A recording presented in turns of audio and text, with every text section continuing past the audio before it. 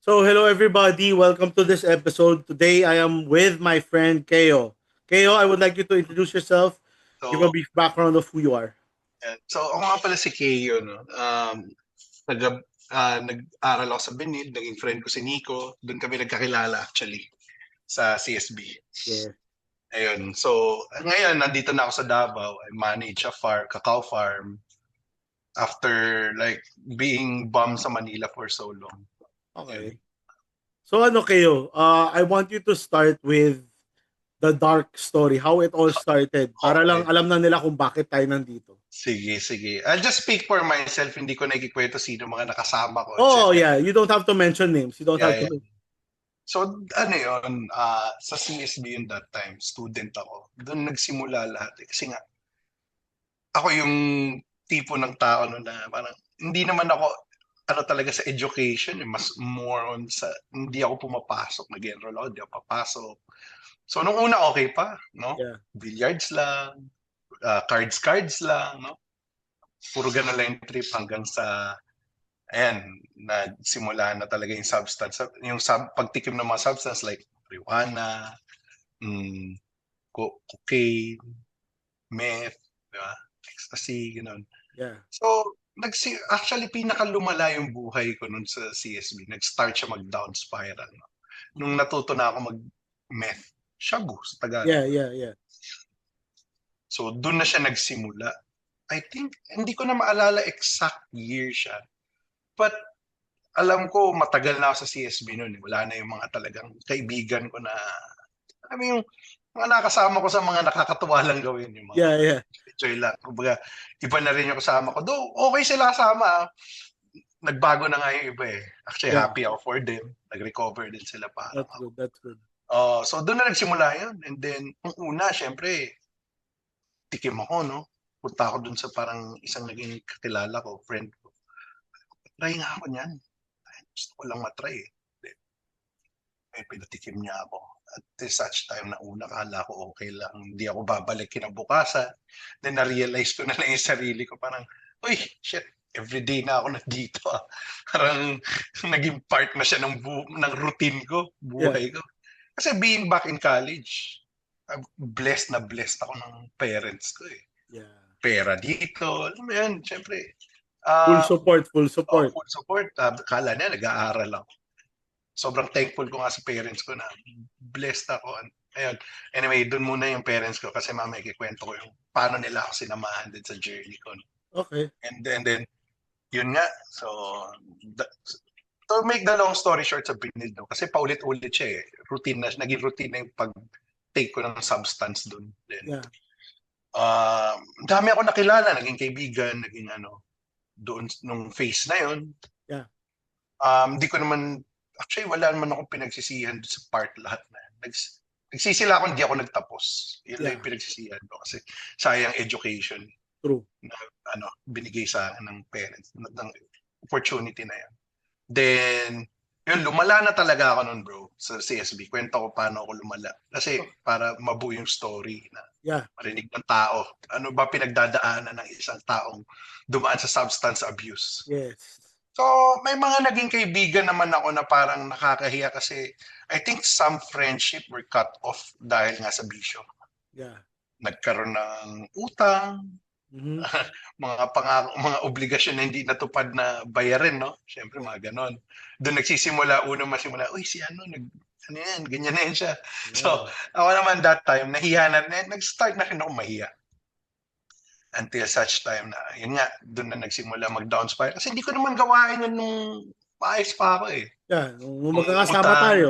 nagdi-discarte ng paano ba makakakuha ng panggamit, di ba? Yeah. So, yun. Doon na nag-start mag-down spiral. Kasi, nung hindi naman ako abusive sa ganun. Parang, may plano pa ako magtapos eh. Late nga lang. Yeah. Oo. Yeah. At least gusto ko sana matapos man lang. It may take 7, 8, or 9 years. Matapos ko lang siya.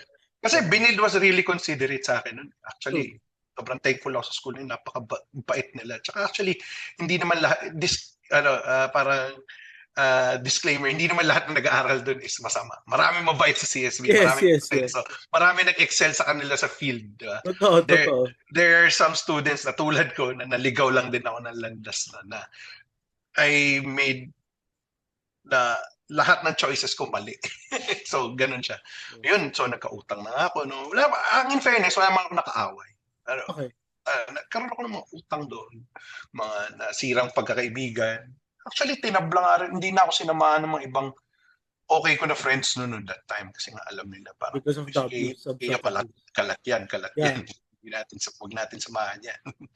So yun yung story ko. No? Until sa siya yung sinabi ko naman sa parents ko na ayoko na mag-aral kasi sayang yung pera.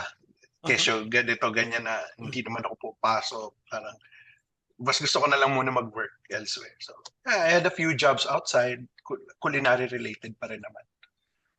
Tinry ko, part siya ng parang, sige, part kasi ng pagiging addict din is parang humihinto muna saglit din. Yeah. Mapakabait, tatry magtino. Yeah. Kasi conscious natutunan ko actually lahat sa treatment. Nagpasok ako ng treatment. Rehab. Yeah. I was there for like 15 months. Okay. Matagal. That was after college. After na yan. Actually, years after college. Years after. Okay. Doon ka pa nagpa-rehab.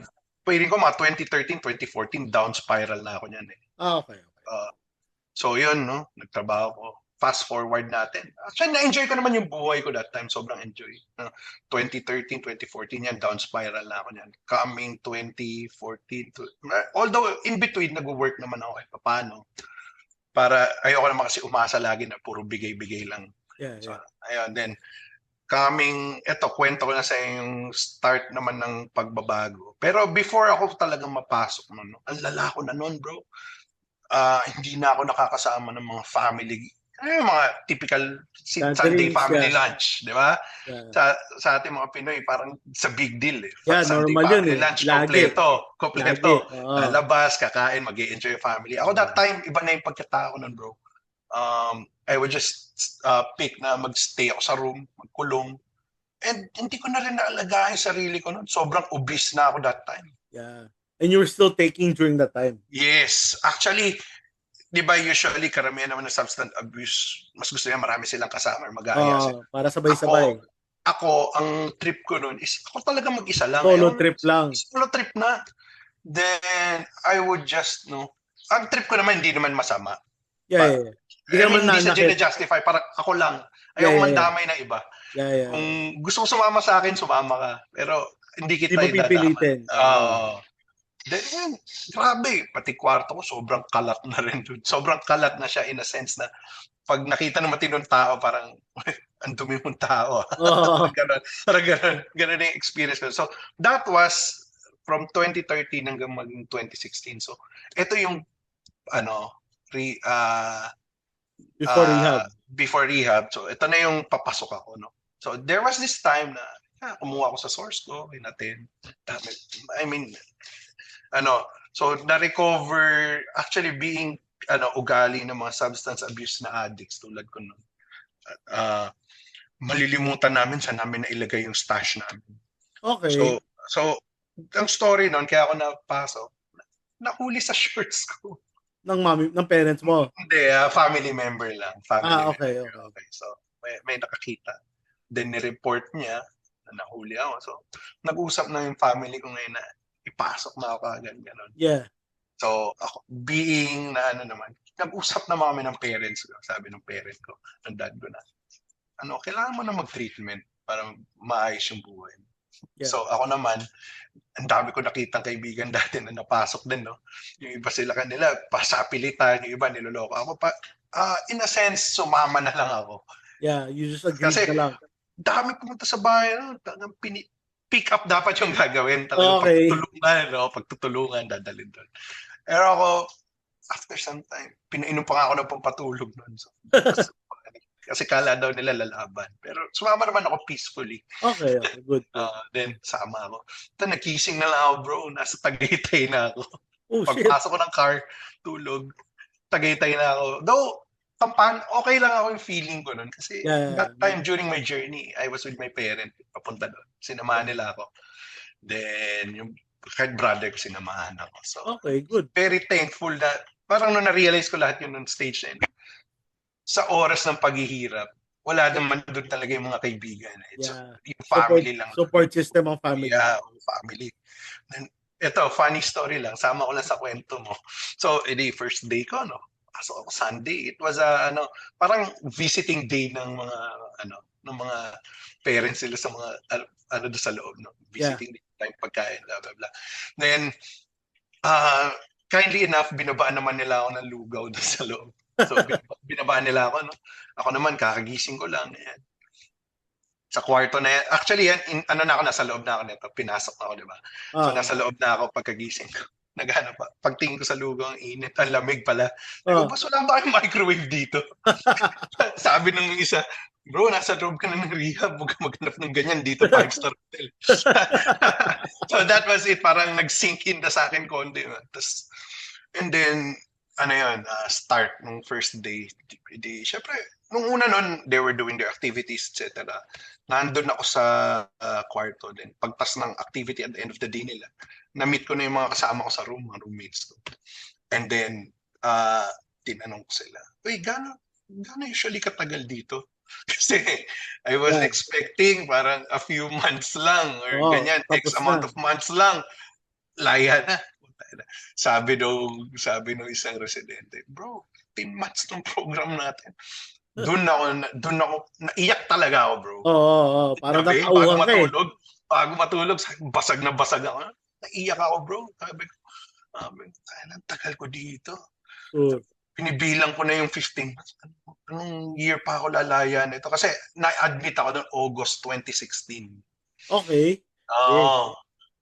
And then natapos yung program ko November 2017. So this year, 2026 is November, 9th year ko na ngayon. Yeah, so, 9th year, sober. Good job. Congrats, pare. Congrats. Yun. So, one day at a time, lumalaban. So, nung una, pasok sa program, sabi ko, paglabas ito, feeling ko gagamit pa rin ako. Kasi hindi pa ako convinced eh. New to the program. Parang after nito, plano ako with the roommates. So, gamit tayo paglabas, ganyan. Yun pa. Then there was this one event. Siguro mga around going, na ako niyan, 8 to 10 months ba yan? Nasa ganun. Sabi ko, time na magbago. Ayoko na after nito. Ayoko na bumalik. Sa ano yung nag-trigger nun? Ano yung event? Meron kaming activity outside the facility, no? Para siyang more of like siya. Nag-camp kami sa labas. Maraming realization na activities eh. Okay. Napaka-physical no activities. So, siya parang recollection, retreat, ganon? Hindi, malayo bro, ibang klase. May camping kami din, ang daming physical activities na mahirap. Padadaanin sa hirap. Ako, that time, wala naman ako sa kondisyon yung katawan ko noon. Konting lakad lang, hinihingal na ako, etc. But I have to do all those obstacles, etc. na, activities, ang dami. And sobrang hirap niya, naiiyak na ako. At one point nga, muntik pa ako mahimatay kasi nahilo na ako. And ang bait naman nila, inalagahan nila ako, etc. Talagang hindi naman ako pinabayaan kasi doon, ang babait talaga ng tao doon sa facility na hindi nila pinabayaan. Then that time, sabi ko, it's time to magbago na. And then that time, kasi ang priorities ko lang that time, paglabas, wala, okay, balik na sa dati. Pero that time, nagbago na yung mindset. So yun, kwento ko lang na short, then mamaya ask ka ng question, sagutin ko. Then, ang kasunduan namin ng parents ko noon, after ko matapos sa program, diretso na ako Davao. So that's why dumating na ako dito ngayon sa Davao. Okay. Kasi alam mo, ang hirap din sa ibang dumadaan ng program, actually sa totoo lang, na they would go back to their old setup. Yeah. So wala silang support system, but ang pinakamagandang lesson din dito sa akin is yung support system ng family ko. Sobrang ganda. Sobrang di nila pinabayaan. Every step of the way they were there. Alam mo ganda, nakita ko yung sacrifice ng time nila. May brother, may lakad. Kasi ang dalaw doon is Sunday, di ba? Yeah. Yung brother ko, sumasama sa parents ko, dumalaw doon. Kahit may lakad, kahit may lakad, they would clear their schedule basta Sunday just to visit me there. Wow. So, ayun siya, to make the long story short, tinapos ko yung 15-month program. Okay, good. Doon, actually bro, yun ang pinaka proud ako na natapos ko na school. Yes, yes. Kasi hindi man ako natapos. Para siyang school of life. Yes, exactly, exactly. Doon tinuruan ako maging responsible. Dati hindi man nagtutupi ng damit ko. Doon Yeah, yeah. tinutupi ko lahat, pati beddings ko, inayos ko. Oo. Kailangan lahat malinis, maayos. Oo, grabe yung discipline, bro. Grabe yung That's discipline. good, that's good. So yun Ayan. pare, with that, with what you've learned, ano sa tingin mo yung pinaka-lesson na natutunan mo during while you were taking from the difference from nung nag-rehab ka na? So nung lesson naman no, during na habang gumagamit ako nun, lesson ko nun is kasi mindset ko naman nun, bro, wala sa pagiging mabuti. Ang mindset ko lang naman nung gumagamit ko is paano ba ako didiskarte para sa next ko na gamit. Na next mong kuha. Yun. So pero ang lesson ko that time, siguro kung may napulot akong aral doon, no, kasi ang inexplain sa amin sa loob, reason why we're always using kami mga ako tulad ko substance abuse, no, is hinahanap ko kagad yung instant gratification. Okay. Gusto ko lahat ng ginagawa ko is may reward kagad. Yeah. So may positive reinforcement kunwari. Masarap to, so I need to take this one. Okay, yes. Find the next hit kagad. So kung yun yung natutunan ko kung i-apply ko sa labas, na habang nasa labas, siguro dapat natuto ko ng delayed gratification, na paghirapan lahat ng gamit. Kasi nga, before, spoiled ako eh. Super spoiled, okay. Diba? Kaya ako umabot sa ganun. Yeah, lahat binibigay eh. Isang hingi lang, bigay. Yeah. Walang sabi-sabi. So yun, sa loob naman, ang dami ko natutunan, realization, no, that family is the most important thing. Kasi sa lahat ng problema, ako, speaking for myself, na wala naman ibang tutulong sa akin kundi family ko lang. At the end of the day, they might help me for money problems, addiction problems, emotional support. Tapos isa pa natutunan ko actually sa loob pag may pinagdadaanan. Let's say, ako na-trigger ako gumamit. Ililista ko kung ano yung trigger na yan. Okay. What triggers my mind? Kung nag-hit sa'yo na bakit kailangan mo mag-take? Bakit ko na-feel ulit to? So, ano ba yung instances na nagpa-feel sa akin? No? So, lista ko siya.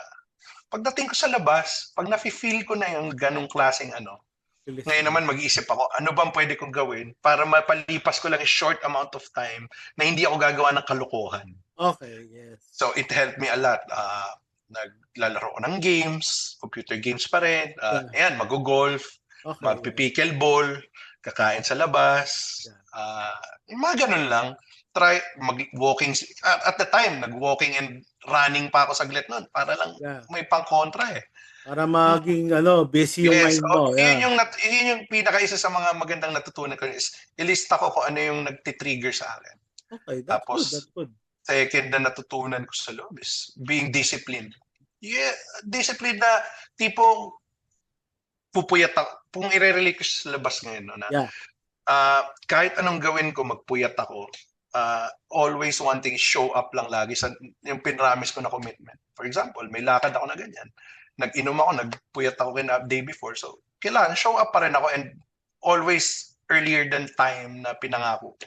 Yes. So, yun na nagpatino rin sa akin, being disciplined.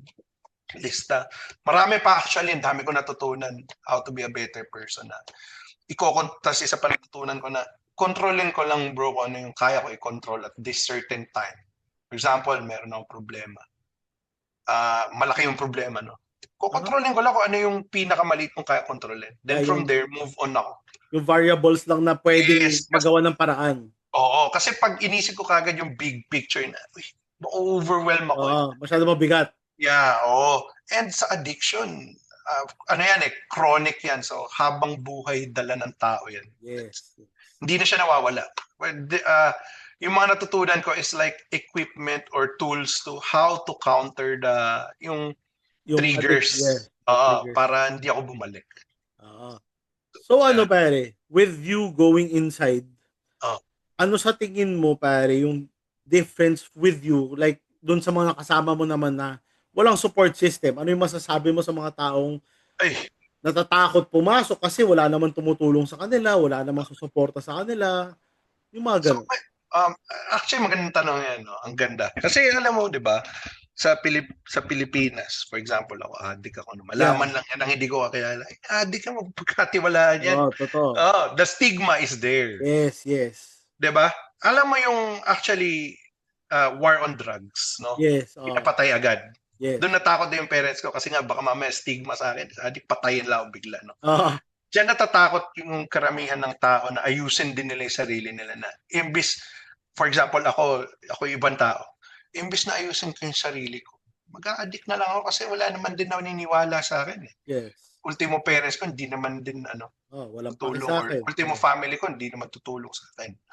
And ako napaka-blessed ko kasi isipin mo lahat ng hiningi ko habang nasa loob ako is binigay pa rin. Kasi nga Yes. nakikita naman nila na I'm working for it. Kasi bawal ako sabi ng counselor ko nun, "Wag niyo bibigyan si Keo ng kahit ano na ni-request niya hangga't hindi good behavior sa loob." Yes, yes. So, pinaghihirapan ko yung mga request ko nun, damit, sapatos, Yeah, alam mo, pagkain na request, pinaghirapan ko lahat sa loob yan. Pero yun nga 'no, sa labas, actually ang message ko sa mga tao na gusto mag-seek ng help pero hindi nila alam paano sila maka-seek ng help 'no, mhm, is unang-una is simulan siguro nila sa pagiging pag-o-open sa tao na tingin nilang makakatulong sa kanila or kahit sa hindi nila kakilala na feeling nila makikwentuhan nila, mapagkakatiwalaan yung secret nila is ang laking bagay nung na-open up, yung nailabas sa sarili. yes. Like for ako, for example, to you, Nico, no, nag-open up naman ako sa'yo. Yes, exactly, Kasi exactly. there's sometimes na sa part ng recovering ko is mahirap pa rin eh. Kasi like, ako nag-open up din ako sa wife ko pag ganun. Pero Mhm, syempre iba rin yung nakakapag-open up ka na sa ibang tao na willing to tell your story na kasi sa amin sa love is laging tinuturo is mapupulutan kasi ng aral lahat eh. yes, exactly. And siguro kung may nanonood sa atin ngayon is ang ang purpose ko lang din naman sa pag-share is makapulot sila ng aral. Yes, Start by being open sa tao. It possible siguro yan sa parents nila una. yeah, Parents, kapatid, pinsan, or best friend ba or something friend mo before na hindi mo nakita na tingin mo pagkakatiwalaan mo. yeah, Open up. Kasi from there, nagkakaroon na ako ng accountability. Kasi yun naman ang kulang sa karamihan ng mga tao or addict na tulad ko natin. Walang accountability. Hahanap lang ako ng mabiblame. sisisihin 'no? Oo, sisisihin sa stupid decisions na ginawa ko. Yes, exactly. I-justify ko na hindi naman ako may kasalanan kasi ganito. Oo, Pero in binigay the end, sa'kin 'to, eh. oh, in the end, decision ko yun eh. Yeah, Ako ang naglagay sa sarili ko lahat nito. oo. Then, ano, once once I have na ano ko na yung accountability ko sa akin mismo. I'm asking accountability for myself. Yun na yung simula nun eh. Actually, if you read that 12 steps, kung alam niyo yung 12 steps, pwede niyo i-search yun, then makikita niyo yun, ang ganda sundin din nun. Pero ako hindi kasi ako 12 steps, therapeutic community yung treatment na napasukan ko. Basically, there is sitahan ng masamang ugali. Uh, and finding accountability sa isang tao. Okey. Like, nung una, ako, mahilig ako magsisi. Sisisihin ko eh. Kasi ganyan, ganito eh. Oo, Oo, ganon. So, nung naliwanagan na ako sa buhay, and para sa ibang tao, if once na ma-admit na yung mistake, then yeah. from there, nandun na yung pagbabago. Okey, that's nice. Mm. Mm. Kasi yun nga, ako, I used to take also but I Mm. wasn't up to the extent Ah, siguro that you were. oo. So, I'm happy that you're willing to share this Mm. journey. So, ang ano sa'yo, nung nag-start ka mag-addict, Oh. nung nag-substance abuse ka, Ah, oo. ano sa tingin mo nag-trigger sa'yo technically? Para lang alam ng mga tao kung ano yung, Ah, kumbaga nag-push sa'yo para, okay, masarap to eh. alam Yun mo lang yung ba ano, yun? Is ah, it as simple as masarap kaya tinake ko or may problema ako kaya tinake ko to oo. or may iniisip akong iba, yung mga ganun. Actually, magandang tanong yan. Actually, maganda rin mga sagot dyan. Kasi na-realize ko nung nasa loob na ako, I have the time to think, no? Ba't Yeah. ko ginagawa lahat to? Kasi, um, ako for me, parang that time, meron ba akong gustong patunayan? Parang gusto ko maging cool kid, gusto ko mabilong. Gusto ko mhm. parang yun yung iniisip ko that time. Parang gusto ko ma-belong to something, to a group of something. Yeah, Or yeah, yeah. gusto kong i-reward yung sarili ko. Gusto kong, alam mo yun, insecure ako sa ibang tao. Dati rin ako Yes. insecurities eh. Yes, yes. That time, insecure ako sa ibang tao. Para maging cool ako, para magustuhan ako ng tao, I need to have this, I need to have that, I Need need to to have fit this in with strategy. the crowd. Yeah, I Oh, need to give them this, I need to give them that. People pleaser ako, bro. yes, okay. And yan yung mga bagay na na-realize ko nung nakapag-isip-isip ka. Pero, no, ang ganda ng tanong mo, para lang ba maging cool ako? Hindi. Kasi, hindi naman lahat ng tao same ang pinagdadaanan. Yes, Like ako, gusto kong maging cool, gusto kong people pleaser pala ako, gusto kong mabilong dito, insecure pala ako sa ganyan. yes. Yan yung mga na-realize ko. Oo, kasi maybe ibang tao naman na parang Escape na nila. pa-escape na nila kasi Oo. they're looking for the instant gratification na, "Uy, hindi ko maisip yung problema ko hanggang may tama ako." Yes. Oo. Parang feel good ako today. Ah, Okay pag yan, walang nawala na problema. pag Oo. nawala na, tayo na nandun pa rin problema, eh. Oh, Hindi mo naayos, eh. hanap ka Oo. ulit ng bagong Yes, ano. yes, oo. So, yun ako, ang dami kong iniisip na negative din about myself na ayun, pero at the end of the day, naisip ko parang people pleaser lang talaga ako. Gusto ko ng mga tao kasi nga, Yeah. ang sarap maging feeling cool, ang sarap ng Yeah. feeling, nilalapitan ako, te-text ako, "Uy, nasaan ka?" Ano, kasi kailangan namin ng ganyan. Oo. Ganon. Parang ikaw yung main guy nila. Yeah, main character vibes kung Oo. tawagin sa generation ngayon. Oo, ikaw Na yung ako main si main character. character KU, eh. Gusto ko main character ako, sikat ako. Gusto ko Yes. kung i-relate ko sa generation ngayon, ganun siya eh. Yes, yes. Oo.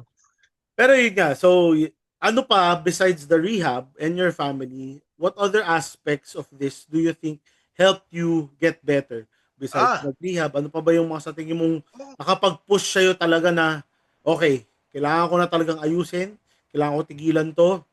Sa tingin mo, rehab lang ba lahat to or family mo lang lahat ah, to? gandang tanong din yan. Kasi at first, nung nasa loob ako, no, parang ano ba ginagawa to? Parang Hmm. lagi ko sinasabi sa counselor ko na, para sa parents ko to, kaya ako to ginagawa eh. Oo, oo. Sabi niya, hindi ba mali yan? Hindi ba dapat para sa sarili mo? Yes. So, sabi ko, ano? Para sa sarili ko to gagawin, parang there would be a high chance na maganda yung recovery ko in the future. Kasi ginagawa ko to para sa sarili ko eh. Kasi kung iisipin ko para sa parents ko to, what if someday wala yung parents ko, edi patay na ako. Kasi kung nawala na ako ng purpose, ba't ko Oo, ginagawa to babalik ka na lahat? lang ulit. Oo. Oo. So, ang ganda nun. Alam mo yung simple statement niya, pero ang laki ng factor sa buhay ko. Ba't Yes. di mo Ang ganda gawin ng yan para, tama. Oo. ba't di mo yung gawin para sa sarili mo? Ba't mo iniisip sa kasi ugali ko rin kasi dependent ako sa ibang tao. Yes, yes. Oh, so kaya nung una yung reasoning ko is para sa parents kasi dependent ako eh. Yeah. So yun yung una kong ano, isa rin yan sa na-learn kong ugali ko sa Luna. Dependent ako. So yun, kung ano, ba't hindi ako maging independent? Gawin ko to sa sarili ko, para sa sarili ko, para maayos yung buhay ko after. So, ayun, no? There could be a lot more reasons para sa ibang tao. Para kanino ba nila ginagawa? Para sa sarili ba nila? Para sa ano? And ako that time, nung naisip ko yung para sa sarili ko, wow, ang ganda. Then, nag-iba ulit yung mindset ko. Yes, yes. And then, syempre, by the grace of God, nung sa loob, may mass kasi kami and rosary every day. Okay. Yung mass every Sunday pala, sorry. Okay, okay. Mass is every Sunday, may rosary kami every day. We Every do day. Okay. rosary. Yes. Actually, yung spiritual ano ko nun nabalik eh. Kasi that time, nung I was using, parang hindi ko na nakilala si Lord eh. Kasi Yes. ang sarap ng drugs eh. Yes, yes.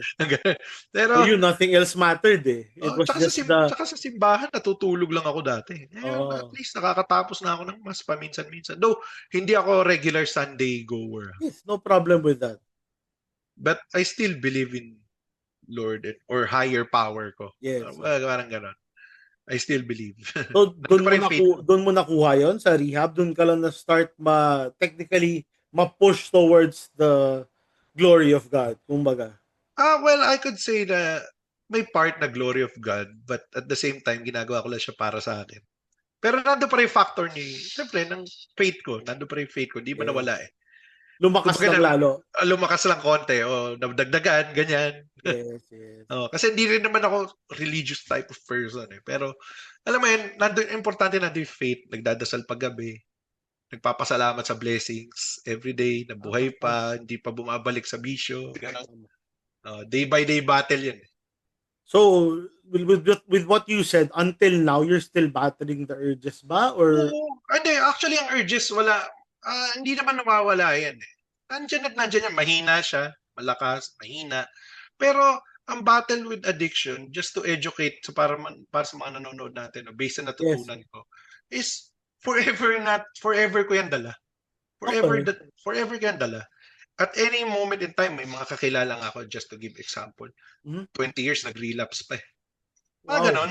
Yeah, Oo, yeah, so yeah, yeah. kaya ako sinasabing ano yan, kaya ako sinasabing Continuous battle talaga. oo, everyday battle yan na one day at a time lang. Kaya kasabihan namin, one day at a time lang. So ngayon, so since you're still battling that, what is helping you right now that you think you can share with other people that can apply to their lives as well? Eto, maganda. Actually, napakagandang tanong naman yan. Kasi, no, bigay ko sa yung background ng addict ulit. Okay. Walang routine sa buhay, eh. Yeah. Ang routine lang is tumira. Ang binibreak natin dyan yung cycle ng mga vacant times, Yes, etc. And yes. mga idle times. So, ang Mhm. nakatulong sa akin dyan nung first is making a routine or alam mo dati, Mhm. nung bago ako matapos sa program, para makalabas kami doon sa facility, mag-day off, gagawa kami ng itinerary ng day namin. So, for example, 6 a.m., wake up. Okay? Hanggang siguro idle time ka ng mga 1 hour kasi kakain ka mga 30 minutes, then breakfast 6:30, Okay. help chores sa bahay 7, ganyan, walk the dog. Kasama na lahat Okay. 'yan, bro. Oh, so lahat breakdown mo. Oh, gagawa para makatulong sa tao, they need to make a structure. Yes, yes, yes. Kasi pag walang structure yung life, parang you go, wala namang masama mag-go with the flow, no, as long Yeah, as yeah, yeah. you're doing good stuff. Pero pag bad stuff na, yun ay mali. Pag bumabalik na. Oo, pagbabalik na. Kaya ngayon na nakakatulong sa akin is I have work. Okay, Tsaka nung okay. sa Davao, hindi ako naging mapili sa work. Hindi ako ashamed kung ano may naging trabaho ko. Yes, yes. But Tama. ang importante sa akin is meron akong routine. Gising ako maaga, punta ako ng farm, or kung ano pa ba iba naging work ko dati, puntahan ko yun. Ah, Uh, then, at least, alam ko sa sarili ko na ang idle time ko is konti na lang. Just, alam mo yun, spend time with my wife, laro, games, yes, yes. etc. So, yun yung malaking tulong sa taong hindi rin niya alam saan siya magsisimula. Yeah. Make a structure Okay, that's and nice. break the cycle. Break the cycle kasi yung mga substance abuse na tulad ko is nasa cycle kami dati nung bago magbago is nasa cycle kami ng cycle na gumamit lang. Parang Yes. rinse and repeat, gamit, crashing, gamit, crashing, gamit. So, yun yung binrake sa treatment, sa rehab na ito gawin mo. Gawa ako ng structures. Ang ganda. Structured yung buhay ko ngayon. Ay, isa pang tanong, ano lang, you really think the rehab is the required process para ma-break yung cycle or sa tingin mo meron pang ibang pwedeng gawin? Actually, Para, bro, no? Sige, oh, ang ganda, nice ko, ang ganda ng tanong. Akin, for me, what works is rehab, no? Kasi ako yung tipo ng tao na ako yung tipo ng tao na nagsosolo, eh. Hindi ako nagpapaapekto sa desisyon. Basta pag gusto ko gawin to, gagawin ko. yes, So akin, that's the intervention na kailangan ko. Maybe sa ibang tao, it would help them na change of place, no? okay, yes, Relocate. relocate, yes, Pwede naman siguro sa ibang tao makatulong yung spend, ano pa ba iba? May mga iba pa naman treatment by, doing community service, mhm, being part of a group na tumutulong sa tao, maybe makatulong sa kanila yun. Yung iba naman, dinadala maybe nakakatulong sa kanila yung psych ward, kung ano bang, yes, actually, iba-ibang cases kasi iba-ibang yes. tao, eh. Iba-ibang But sa level, akin, iba-ibang sa level. akin, ang nakatulong sa akin is yung rehab facility. Sobrang thankful ako dun. Pero yun nga, no, iba-iba talaga yung cases. And for me, sa akin, kung meron akong gustong tulungan na dumadaan din sa ganyan. Actually, sa amin kasi, hindi lang naman substance yung kasama sa loob. Meron din behavioral, Yeah, yeah, yeah. meron ding gambling. alcoholic. Okay, yes. So, Iba-ibang yeah, levels of addiction. iba-iba. So, for me, gumana yung treatment sa rehab facility. Oh, nice. At And least, kung ako magre-recommend, huwag silang mahiya pumasok. Hindi naman yeah. talaga maganda sa loob eh. Wala naman may gusto pumunta doon. But Pero minsan, it helps talaga. it helps talaga. Oo. So yun, okay. Ang ganda ng story. I love how you shared it. Ganda nung pagka-detail ng lahat Mm. ng ano mo. Meron ka pa bang gustong sabihin na something that you learned throughout this whole process from the beginning up to To the this end. moment right now? Siguro masasabi ko na lang, no? Pinakaimportante sa natutunan ko dati sa lahat nun is magkaroon ng patience and discipline. Kasi yun yung wala ako that time, eh. Yeah. Wala akong pasensya, wala akong disiplina. So, gawin ko lang kung ano gusto kong gawin. Yeah. And sa mga nanonood siguro kung halimbawa, yun nga, pinakamalaking makakatulong na natutunan ko din dati is yung ngayon at is by opening up. Kasi alam mo ba't natatakot din yung mga ibang tao mag-open Yeah. up? Kasi ayaw nila yung first reaction. Ang iniisip nila magagalit. Like Yes. ako. Totoo. Ang iniisip ko din naman dati, paano isipin sana parents ko na ito kung open up or yung Oo. yung ba't di ako kung mag-open up ako, isipin nila is, iniisip ko addict na ako, ganun. Parang wala nang pag-asa. Oo. Lost cause na. Yun yung natutunan ko, opening up, patience, discipline, tsaka, yan na, respect sa ibang tao. Ayun. Ganda. So yun nga, that's what I wanted to reach out also kasi yun yung gusto kong story ma-share sa mga tao na hindi ka nga mag-isa. Ah. Na merong mga tao din na pinagdadaanan yung pinagdadaanan mo, yung Mm. pinagdadaanan nila, pinagdaanan ko. Oh. Iba-ibang ano lang yan na mahirap nga Yeah. mag-open up pero your voice is something worth sharing. Your story is important. 'Di ba? So, Keo, thank you so much for sharing your story. I really appreciate this, pare. Ang ganda. I mean, I wouldn't have expected it from you when I knew you before. You weren't like that. Pero I'm happy that you're in a good place. So, final words lang. Meron ka pa bang gustong sabihin sa mga taong pinagdadaanan or pinagdaanan yung nangyari sa'yo? Siguro ito na yung final word. Ito rin yung pinakamagandang lesson na natutunan ko. Never leave a brother behind, and lahat ng tao dapat may chance i-redeem yung sarili nila. Huwag ka agad sukuan. Kasi yun yung nangyayari recently sa makikita mo yung mga ibang tao na wala na nga support system. Iniiwan pa sila ng mga taong Totoo. So, never leave a brother behind, and yun nga, always give a second chance. Kasi we're always entitled to one mistake. Eh. Yes. Pero pag inulit-ulit na, dun may problema na. Yes. Pero syempre hindi pa rin natin iwan basta-basta. Oh, totoo yun. Ganda. Yun Thanks, lang, Keo. Nico. Thank you so much, pare. Ang ganda. Sige, I bro. learned. I hope someone learned a lot from Keo. Ang ganda ng story ni Keo. Thank you so much, Sana bro. maraming maabot to na Yes. dadaanan. Oh. Yun ang ano natin, yun ang target natin is to reach people with all of the stories we're sharing. So thank you, Keo, again for your time. Nico. Thank you for your time. Appreciate you, man. Okay, bro. Bye.